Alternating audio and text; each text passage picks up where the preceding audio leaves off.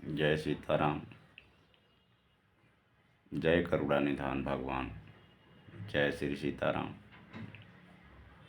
समस्त जगत का कल्याण हो, समस्त जगत का उद्धार हो। हम सभी भक्तों से, माताओं, बहनों, बेटियों, बहुओं से, दीन बंधु भाइयों, बुजुर्गों से एक प्रार्थना है। ये जीवन बहुत अमूल्य है। इस जीवन का कोई मूल्य ही नहीं है। ये परमात्मा अपने हृदय से, अपने दिल से, अपनी आत्मा से इतनी सुंदर शरीर बनाया, मानव शरीर, एक स्त्री रूप में, एक पुरुष रूप में। बाकी कोई जात भेद भाव कुछ भगवान ने, नारायण ने नहीं बनाया। हम इंसान के लिए नारायण ने हर प्रकार की सुविधा मेरे शरीर में बनाया। हर चीज, सुनने, देखने, खाने पीने, उठने बैठने, सारा शरीर में जरा सा दर्द होना, खुजली होना, किसी प्रकार की समस्या अगर मेरे शरीर में कहीं किसी अंग में होता है तो मेरे ब्रह्मांड में ये पता चल जाता है, मेरे मस्तिष्क में ये पता चल जाता है कि मेरे शरीर में कहाँ किस प्रकार का समस्या। ये नारायण की दया है, ये कृपा है। ये नारायण इस हेड को कंप्यूटर का बना दिए हैं। जरा मेरे शरीर में कहीं सी जरा सी खरोच जाती है तो खट से मुझे यहाँ पता चल जाता है किस अंग पे कौन सा प्रॉब्लम हुआ है। ये मेरे नारायण, मेरे श्री हरि, मेरे रघुवर, मेरे रघुनंदन, मेरे करुणा निधान श्री हरि की कृपा है। श्री हरि को पाने के लिए, मेरे राघव सरकार को पाने के लिए, मेरे सीताराम को पाने के लिए, हीरा, रत्न में सबसे महंगा माना जाता है हीरा। जिस तरह से जो मेरे राम, मेरे प्रभु रघुवर सरकार को पा लेता है, वो समझ लो कि अपने जीवन में हीरा पा लिया। एक समय की बात है,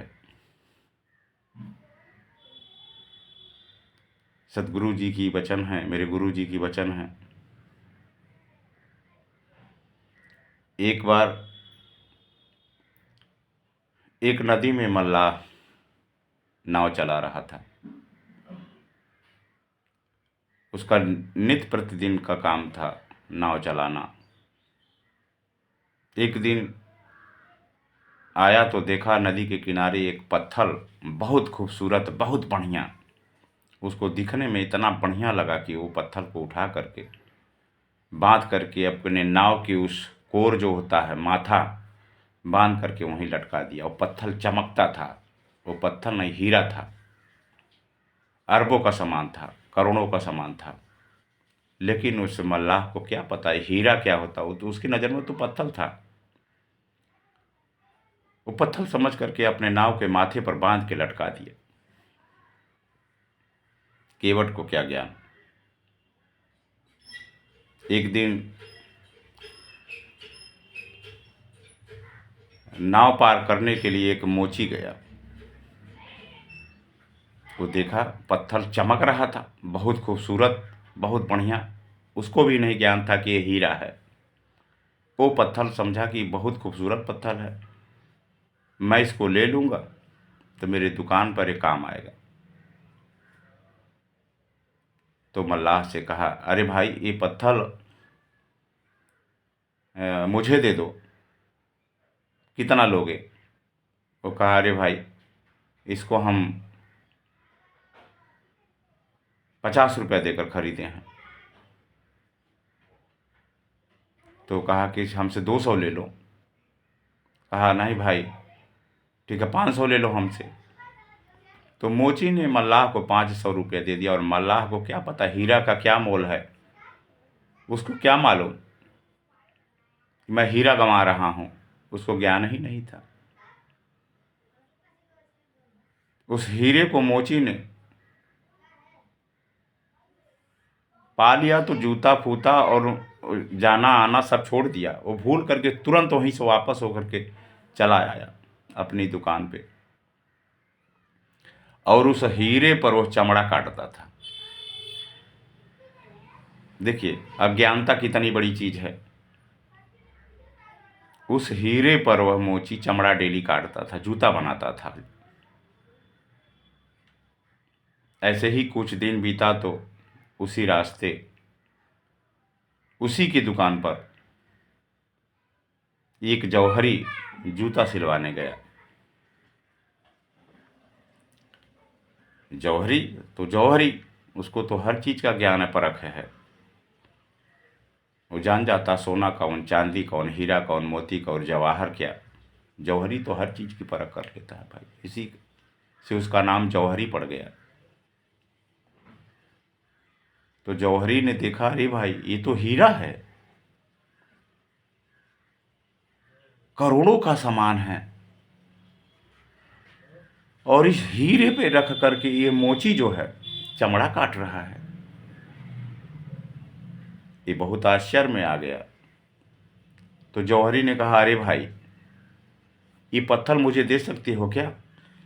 जौहरी मोची से ये नहीं बताया कि ये हीरा है, नहीं तो मोची जान जाता ना, तो अपना हीरा कोई किसी को कैसे दे देता। लेकिन जौहरी ने भी नहीं बताया कि ये हीरा है। तो जौहरी ने मोची से कहा, अरे भाई ये पत्थर मुझे दे दो, हमको बहुत अच्छा लग रहा है, बहुत सुंदर लग रहा है, हमसे 5,000 रुपया ले लो। मोची ने कहा, मैं 500 में खरीद के लाया हूं। तो कहा कि मुझसे 5,000 ले लो। मोची को क्या था, मोची को पता नहीं था कि हीरा क्या है। मोची ने 5,000 रुपया ले लिया और खुश हो गया, अरे भाई ये पत्थर मैं दे करके 500 लाया, मुझे 5,000 मिल रहा है। तो वो तो पत्थर समझ करके जौहरी को दे दिया।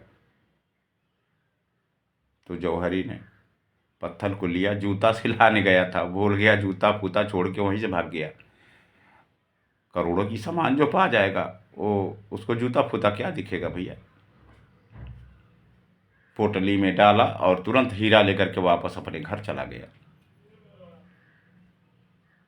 जब घर गया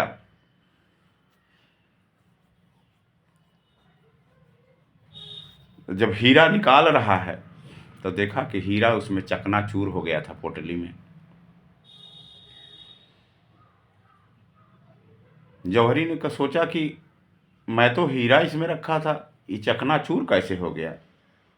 अरे भाई तुम कौन हो, जौहरी ने पूछा हीरा से, तुम कौन हो, मैं तो हीरा रखा था, तो तुम ऐसे चकनाचूर कैसे हो गए भाई।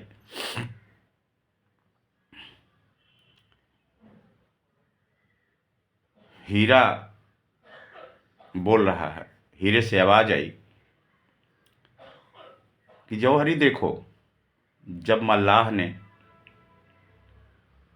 मुझे पाया और वो 50 रुपये में बेच दिया या 500 में बेच दिया तो मुझे दुख नहीं हुआ, क्योंकि उसको ज्ञान नहीं था, उसको नहीं पता था कि मैं हीरा हूं। वहां मुझे दुख नहीं हुआ। मोची ने लाया, मोची के पास तुम गए, तुम मोची से नहीं बताया कि ये हीरा है, हीरा मुझे दे दो। वो तुमको 5,000 में दे दिया, उसको भी नहीं पता था कि मैं हीरा हूं। दुख इस बात का है, तुम जानते हुए, तुमको ज्ञान था, पता था कि मैं हीरा हूं, दुख इस बात का है, कष्ट इस बात का है कि तुम्हें परख था कि मैं हीरा हूं, तो मेरी कीमत मात्र 5,000 रुपया लगाए, मेरी करोड़ों की कीमत थी और तूने मात्र 5,000 लगाया, इसलिए मैं टूट के बिखर गया। सज्जनों, भक्तों, माताओं, बहनों,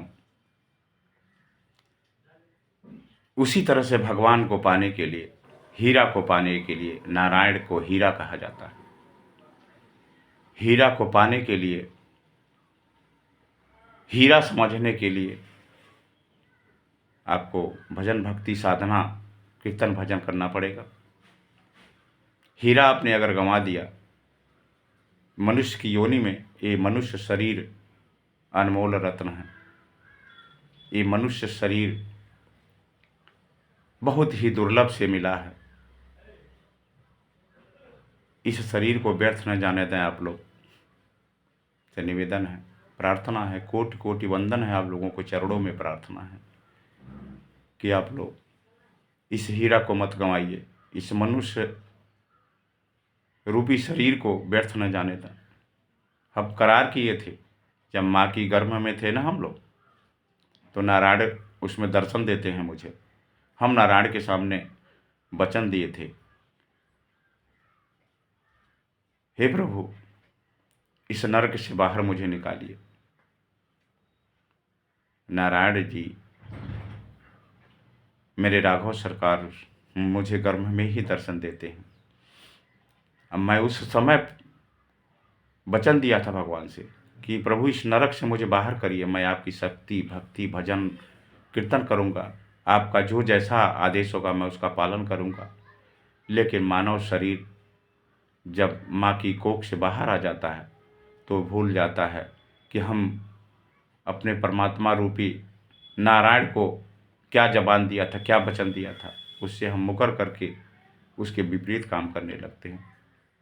तो आप लोगों से हाथ जोड़कर निवेदन है, प्रार्थना है, आप लोगों के चरणों में वंदन है, माताओं बहन भाई बेटियों भाइयों के चरणों में, बुजुर्गों के चरणों में प्रार्थना है कि आप लोग हीरा को मत गंवाइए, राम प्रभु के शरण में रहिए, भजन कीर्तन का पालन करिए, शुद्ध स्वच्छ रहिए, अपने घर समाज का ध्यान दीजिए, अच्छा विचार अच्छा ज्ञान रखिए, समाज में अच्छा संदेश दीजिए जिससे कि समाज का कल्याण हो, आपका कल्याण हो, आपके परिवार का कल्याण हो, आने वाले बाल बच्चों का कल्याण हो। शिक्षा दिशा बल बुद्धि ज्ञान अच्छे से बना कर रहेंगे तो समाज में अच्छा संदेश जाएगा। इसी के साथ हम अपनी वाणी को विराम देते हैं। सभी का कल्याण हो, जगत का कल्याण हो, सभी माताओं बहनों भाई बंधुओं का कल्याण हो। जय सीताराम, जय जय श्री सीताराम, जय करुणा निधान भगवान, जय श्री सीताराम।